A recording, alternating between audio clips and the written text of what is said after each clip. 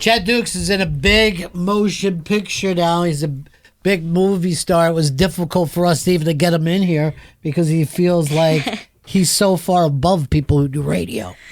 Tapawingo is opening the Dances with Films NYC Film Festival tomorrow, Thursday, November 30th at the Regal Union Square. For tickets, go to danceswithfilms.com and check out the trailer on YouTube. Follow them on Instagram at Tapawingo Film. Chad Dukes. Congratulations, buddy. Ow! Chad Dukes, your life's a movie. Hello. Your life's a movie.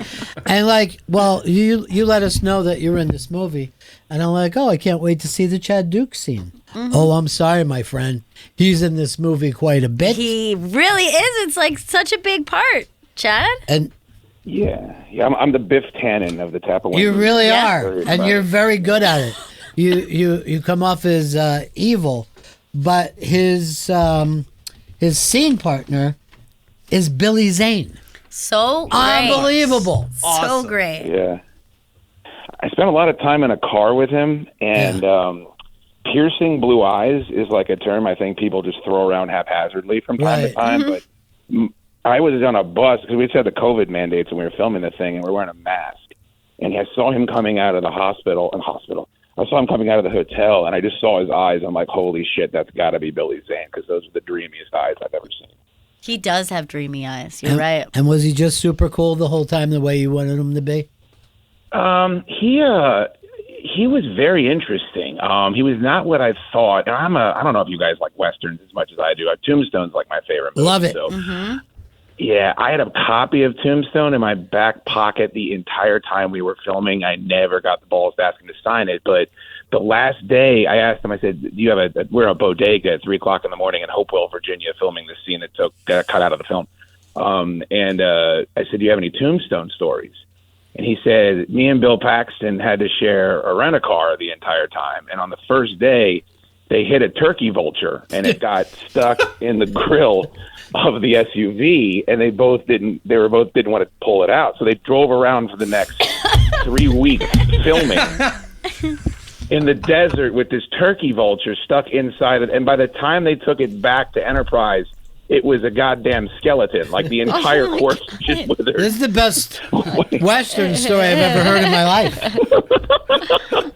He was so great in that movie. Who's Zayn? Yeah. He was awesome. And he's my older brother in this one. He's kind of the heavy. So where you tease him the whole movie. In the trailer, you see his big entrance. If people want to check it out, Tapawingo Film on Instagram. Yeah. And I'm in the car with him, and you've never felt fatter and uglier unless you're standing. I know, that's true. You really, if you are a person, you don't want to be around movie stars because you cannot believe how thin they are. Real thin. Are teeny people. Yeah. They are really teeny. And it was 100 degrees. We're filming in July, and he smelled good the whole time. I don't even know how it's possible. Yeah. He's Billy Zayn. Better listen to your friend Billy Zayn. He's a cool dude. Now, Chad, how did you get this part? Because even there's a lot of really great people, playing supporting parts in this movie.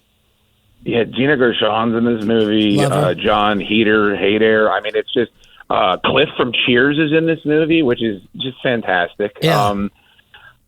So I don't know if you guys are aware of this, but I highly recommend it. If you can ever get canceled, you should definitely do it for your resume because it's awesome. So I was getting fired from the radio, and I got a call from this guy named Alan Hooper. And he's he did the casting on the new Frasier sitcom that's out now, the reboot they just did. And I was positive it was somebody trolling me. So for the next 3 weeks, I was going back and forth with this guy. I'm like, look, dude, I didn't fall off a turnip truck. I'm a fucking shock jock. I know when somebody's trying to troll me. And then he worked out a call with the director, a guy named Dylan, and I realized that he's from Northern Virginia, and he listened to JFK. He listened to you guys when you're on JFK. He listened to me when he was on JFK. And he said, I got this role for you, and I think you'd be really good. And I read for it. It was a much smaller part. It's actually, you guys watched the movie. Thank you for that, by the way. I kind of wanted to tell you that he could check to see if you guys watched the movie. We watched. Gail and Ron. Well, I'm guessing Pepper had to watch it twice, but that's fine. I don't know. if he did it all. But now we know that. We should make sure, Chris. Done. Always watch all the screenings you get because directors are needy people. Yeah. And I read for a part, and he said, "Okay, you're not an idiot. You can actually act a little bit." So I read for a bigger part, and that was Nelson, and he is an overweight, pushy grifter scumbag, and fancy that I could play that part actually pretty well. But I was saying it is. I mean, like I said, you're doing a lot of stuff with Billy Zayn. You get to fight John Heder at one point. I mean, you were in the movie for real. Yeah. Yeah, it's a really significant part. Yeah, that was my first day. I arrived on set, and we're on that hill you see us fighting on. And my first thing I did was they had a camera over us, and we were wrestling around on the ground. And I'm 300 pounds. They have black dungarees, a bowling suit, and cowboy boots for me. So I'm the level of chafing, guys. I can't even explain to you. And by the end of the day, and then he's very thin, the gentleman that I'm wrestling there, your boy Napoleon Dynamite. So he's fine, and I'm completely gassed after every take and trying to pretend like I belong, right? And hitting my knees on roots and running around. And they had a pad that was meant again for a much thinner person. So whenever I had to take a bump, Roddy Piper style, my coccyx is in turmoil. I mean, it was quite an experience. Yeah, well, that is also true. Is like, if you're in that situation, your anxiety is going to take more energy, because you don't want to fuck up. And I was listening to Maniscalco on Jim and Sam today, and he was talking about being petrified on the set before. Like, he had to do a scene with Robert De Niro. He was petrified. And this is a guy who sells out Madison Square. No one likes to be outside of their world. Right, exactly. Yeah, like just even the slightest thing. And I think people assume, like, if you could do one thing, you could do another. Right. And if it's not your comfort zone, forget it. Yeah. Well, Gail, you've done some acting too. It's not just I don't want to I don't want to be the reason why everyone else is getting delayed. I don't want to be the one that fucks up. Yeah. That's a really scary feeling. And then for me, I don't know why, but auditioning is 100 times scarier to me than performing. I wouldn't audition for anything. An audition is just, first of all, I don't know what it is. It's like the more one-on-one, and then I think it's the proximity in which a camera is in your face.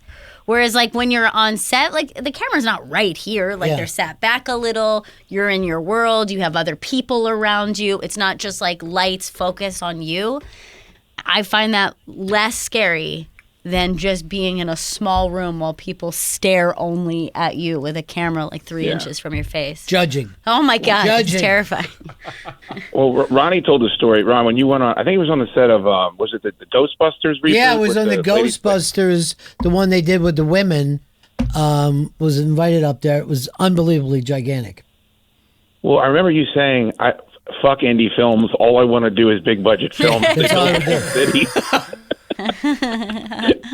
But I mean, if you've never been around, like, there's just cameras everywhere. There's catering. There's a COVID officer, and you're like, I don't deserve this shit. Like, all of your insecurities kick in. Like, let me just go home. They'll find somebody else to do this. Like, I don't need this much attention in my life. So I think the embarrassing thing too is if you do have, a more significant role, that you see the tiered treatment between you and the extras, and that was not comfortable for me.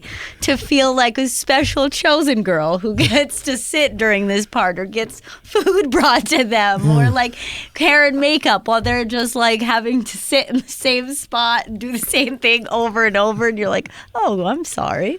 Well, a lot of these extras will do like TikToks and shit where they talk about the way they were treated. Oh, yeah. I believe it. There was this one scene, they cut most of it. Again, that part also is it's just bone jarring. We're like, oh man, I killed it. I'm killing it. And then they just cut the whole shit out of the movie. But there's a scene where Nelson is selling class rings. And I pitched an idea. I don't know if you guys remember the story of when Chris was on the train and he was bullying that woman out of her chair and screaming and yelling and waving his arms. Yeah. It's not true. Well, I heard it on the show. I mean, it is true, though. It did happen. there was an old lady that was one of the extras, and she was walking back and forth. And I said, look, let's just really show how evil my character is. Put her in that chair, and then I'll just scream and wave my arms and wear a leotard under my clothes. And then force her to get up out of it, and then I'll sit in that chair, and that'll be like the ultimate evil. To Right. really Yeah, that would have been establish my perfect. character. It's not evil. Yeah, they didn't go for it. They weren't into it. That's too far. We don't want you to be that evil. It never happened. We want some nuance here. Vito's friend saw you. Yeah. Vito's friend Ian lies about the things that happen. Ian because is a I very truthful person and has been nothing but a gentleman to us all, so we have no reason to believe I him. will tell you this: Ian in a tux, like at Vito's wedding, is about as attractive as a person could get. Yep. He had his pick of all the women there, including the married women. Yes. And you Wow. had 2 empty seats sitting there, Chris, because you didn't show up when they were doing $450 plates. So $900 didn't show up. I know that's an issue, but just know that Ian's a liar. He's not very truthful. He's just very tall. Okay, he's not telling the truth about me harassing an old woman on the subway. I know. Why would I do But that? didn't Chris confirm that he saw Ian that same Yes. day? Yes, on he the did. subway? Yeah, he did. And he made up lies about me. Why would he do He's that? never lied about anything else, just that. You understand that? I understand that, so I don't understand him for lying about me. Look, I had an altercation with an Asian woman on the subway once because I stepped on her foot and why'd she you say overreacted. Why'd you say the race? Yeah, the race doesn't matter. Didn't seem like Also, necessary. Ian is up for a movie. I even forgot about Oh, that. He was really? filming, yeah. It's the Cab Calloway story, and I think he's going to do well. I don't know where they're shooting it. I think uptown. Based on the off-Broadway musical. Yeah. Oh, of course.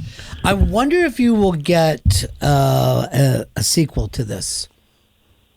I pitched the Tar Waters, the Phantom Menace. That was my idea. Waters, I didn't get a lot of I didn't get a lot of response from that. But I will say that I have gotten Gina Gershon herself, who is fantastically hilarious in this film, if I may say Yes, so. great.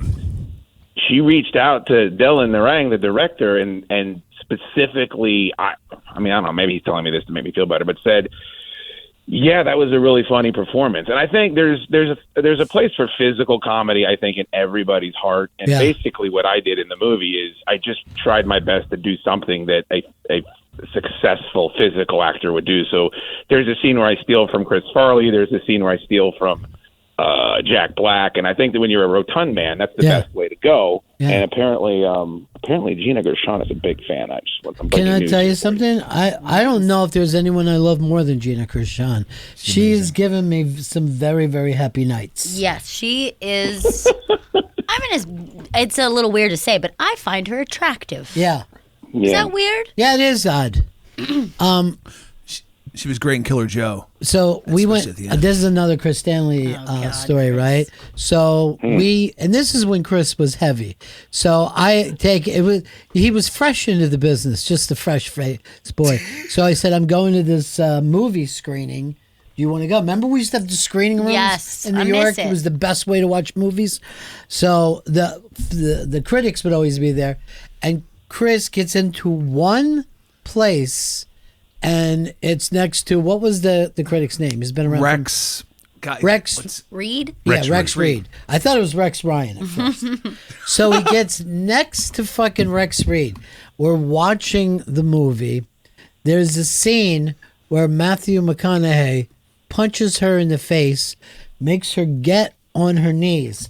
Then he takes a chicken leg, sticks it down his pants and out his zipper, and makes her suck on it. And Chris Stanley makes this noise. Oh, God. Next Chris. to Rex Reed. And I just lean up so I can see a horrified Rex Reed looking at him. But I don't think you meant to do it, Chris. It came out. I wasn't so planning on it, but embarrassing. I was reacting to the film in front of me, okay? And then I see Gina Gershon doing a fantastic job We're of acting. We're supposed to be horrified, Chris. Yeah, that's supposed to disturb you. She's so attractive. The blood was rushing she's so attractive, down her face. So she should be abused. She's asking for it. That's what you're saying I'm to not us, Chris. saying that. A, it's a movie. B, a performance. C, it was kind of hot. But it's your real reaction. Yeah. I'm not was upset at guttural. him for playing that character. I'm not mad at McConaughey, but you're a real man, Chris. I am a real Chad, man. But can we make this about you Yes, again you're and right. shut Chris up? Tapawingo is opening in the Dances with Films NYC Film Festival tomorrow, Thursday, November 30th at Regal Union Square. For tickets, go to danceswithfilms.com. You can check out the trailer on YouTube and follow them on Instagram at Tapawingo Film. Chad, have you had the opportunity to see this with an audience yet? Yeah, we just debuted at the Virginia Film Festival that's at UVA about a month ago, and we sold out. A lot of those movies, 5 people walk in to see. We sold the whole thing out, which was amazing. And it's just a quick story. There's a character of mine, a friend of mine that's on my show, and we're watching the movie, and he's had, I would say conservatively, 7 to 8 Yinglings. So the director wrote this with Brad, the screenwriter, and he worked in a bunch of comedy that he built up over his career, and he had one joke that he wanted to test out. And you can actually see it in the trailer. It's where an arrow pointing towards the guys that we're going to go fight, and it says "bad guys this way." And he was waiting the entire screen. He'd never seen his movie, in front of an audience before. And right as that joke is about to play, this idiot friend of mine named Ant-Man trips and falls up 7 stairs to the top of the theater, drops both Yinglings, and everyone's head in the whole theater turns and looks to the back. Oh, no. Yeah. Oh, It no. was like clockwork. It All of was us are looking for a unbelievable. shooter every time we go to the movie. Oh, yeah. It's always in the but back of you my saw mind. Yeah, it was a sold-out house, and that was amazing. And just not to backtrack here, but didn't you guys also used to have a drop with Chris Stanley where he said, "It's an 11-year-old girl breastfeeding. It's kind of hot, actually"? Oh, my God. I don't remember that, Chad. I don't know why you would even bring that up. That's disgusting. Oh, God, That's Chris. disgusting. Well, I like adults. congratulations, buddy, and I'm proud of you for this, too. It's Thank you very much. cool. It means a lot. Yeah, it means a lot to be on the show, guys. It means a lot that at least some of you, maybe Black Earl, I'm not sure, took the time to watch the film. Yeah, Earl Thank you did very not. much for that. Earl did not. Congrats, Chad. That's great. Earl was watching you guys. Love you Fridays guys. again. All right. I'll see you soon, Tapawingo buddy. Film on Instagram if people want to check it out. All right. Peace.